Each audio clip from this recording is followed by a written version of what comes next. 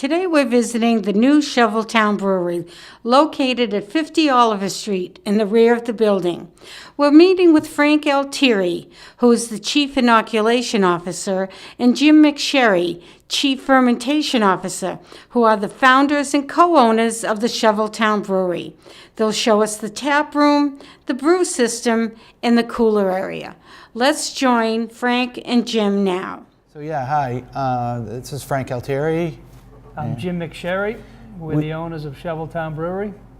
We started back in a few years back when we were home brewing. Jim introduced me to home brewing. We started brewing on his stove in his house, and then we progressed to brewing in my basement. I built a system when I decided that I really wanted to progress our brewing further, and so then we built this electric system that was very similar to the system we have here, and we started brewing more often on that system.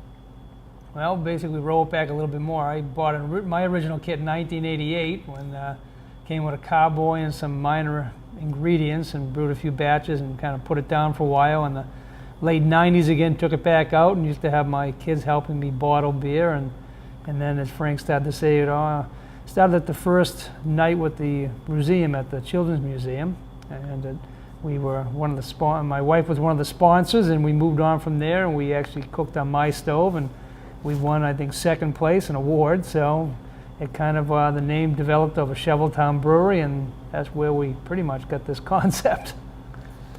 Yeah, so after we started brewing in my basement, we wanted to take it to the next level, so we joined a homebrew club called the South Shore Homebrew Club, and it was affiliated with the South Shore Homebrew Emporium, which is a great place to buy grains and materials for homebrewing. And those guys were really helpful and knowledgeable, and as well as the club members had a tremendous amount of experience that they imparted upon us. While we thought we had a pretty good background, we learned a ton from them, and it was really helpful in helping us get to where we need to be. Through that, we also met some great people and developed some great relationships with these guys and girls too. And we brewed more often. We did group brews, which were really helpful because you could see how other brewers were attacking the same issues that we were experiencing and how to handle certain parts of the process. So that was really informative to us. We also, at that point, started visiting breweries and also going to several of these beer festivals where we actually volunteered for the Beer Advocate and attended a number of festivals to see how the other breweries were operating and some of their offerings, what they were doing. And even through that, we met up with some people who were doing beer and food pairing, which was of interest to us. So we're also here, we're going to include a little bit of food on our menu. We're hoping that food will pair with the beers very well. We're going to try to offer 8 beers at any one time, although it's going to take us a bit to ramp up to that. We'll probably open with 4 beers and move up to 8 over time. We offer a cream ale, which is one of our flagship beers, and that's a very easy drinking beer, very, very light and refreshing. We have a couple of IPAs, which a lot of people, especially the beer community, really likes. And we have a nice coffee stout. We have a Saison that's in the fermenter, should be coming out maybe in the next couple of weeks. It needs a little extra time. And we'll be offering those beers fresh. And one of the key items is that we're considered a farmer brewery, and under that we try to use local ingredients where we can. We buy grains from a local maltster in central Massachusetts.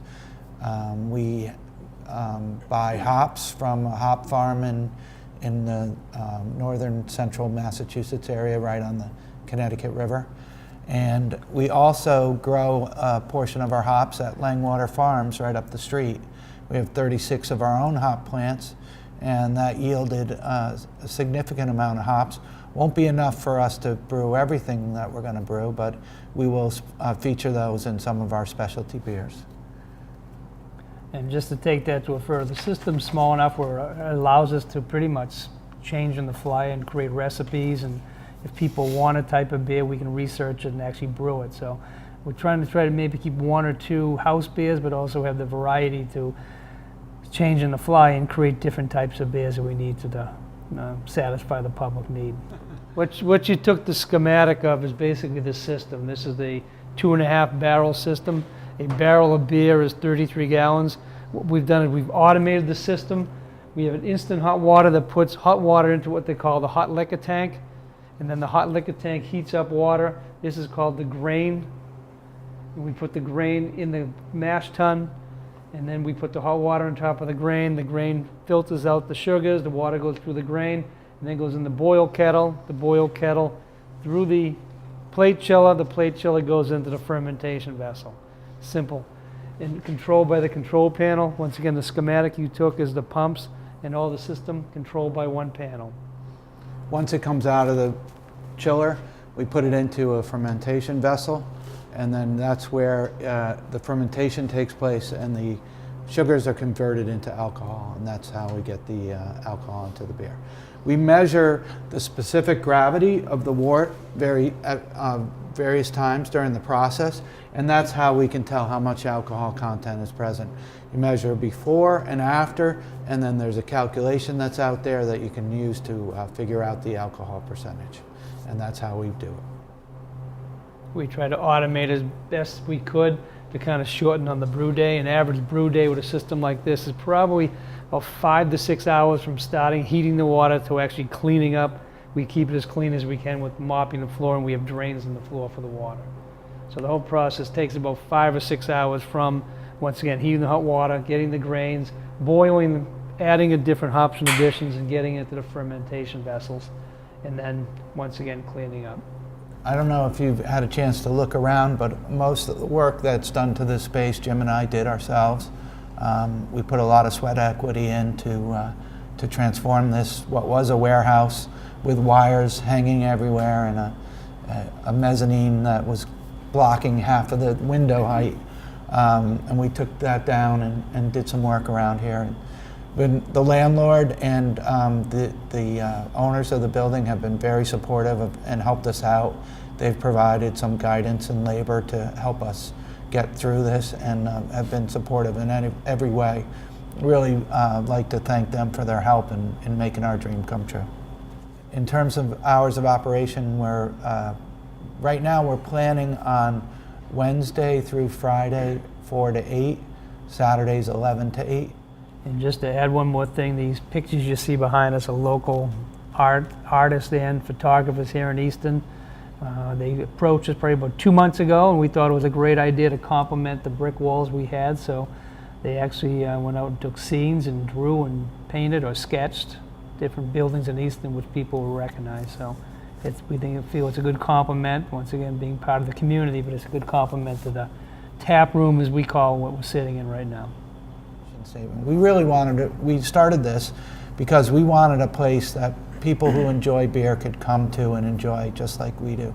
So we tried to make this as comfortable as possible, comfortable setting, unpretentious, and where we're hoping people can just come and socialize and enjoy craft beer as much as we do.